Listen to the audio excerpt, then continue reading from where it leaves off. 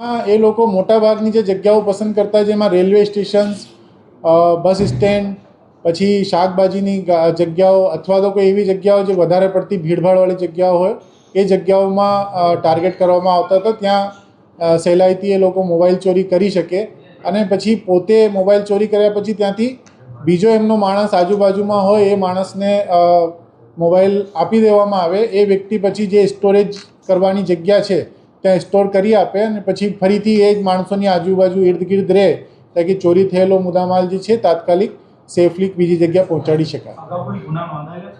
અમને મેં જે રીતે કીધું આપને કે આ લોકોને વિરુદ્ધમાં ઉદયપુર, રાજસ્થાન, અમદાવાદ, વડોદરા, મુંબઈ, ધનબાદ, પશ્ચિમ બંગાળ, ઉત્તર પ્રદેશ બધી જગ્યાઓમાં અલગ અલગ ગુનાઓ દાખલ થયેલા છે.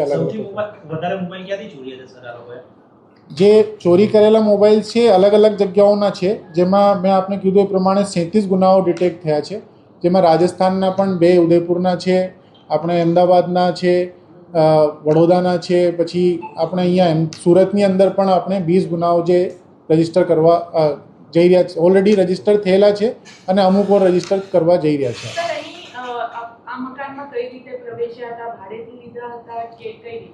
ના, એ મકાનમાં જે વિકતો મકાન માલિકે અમને કીધી કે એમને ખ્યાલ જ નહીં હતું કે એ લોકો એ મકાનની અંદર ઘૂસી ગયા છે.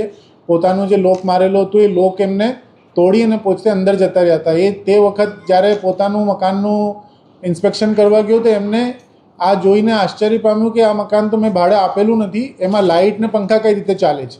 એટલે જ એને 100 નંબર ઉપર કોલ કર્યો હતો ને આ માત્ર 100 નંબરના કોલના ઉપરથી પોલીસે જે રેસ્પોન્સ આપ્યું એ રેસ્પોન્સના આધારે આ મોટી ટોળકી જે છે ડિટેક્ટ થવા પામી છે.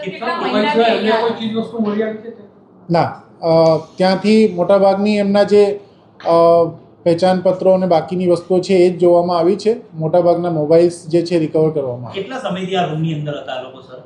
એ લોકો જે વિગતો સામે આવી છે એ પ્રમાણે લગભગ 1-1.5 મહિનાથી અહીંયા સુરતની અંદર સક્રિય થયા હતા અને એ 1-1.5 મહિનાની અંદર જે 110 મોબાઈલ્સ આ લોકોએ ચોર્યા હતા એ બધા જ અમે રિકવર કરી લીધા છે.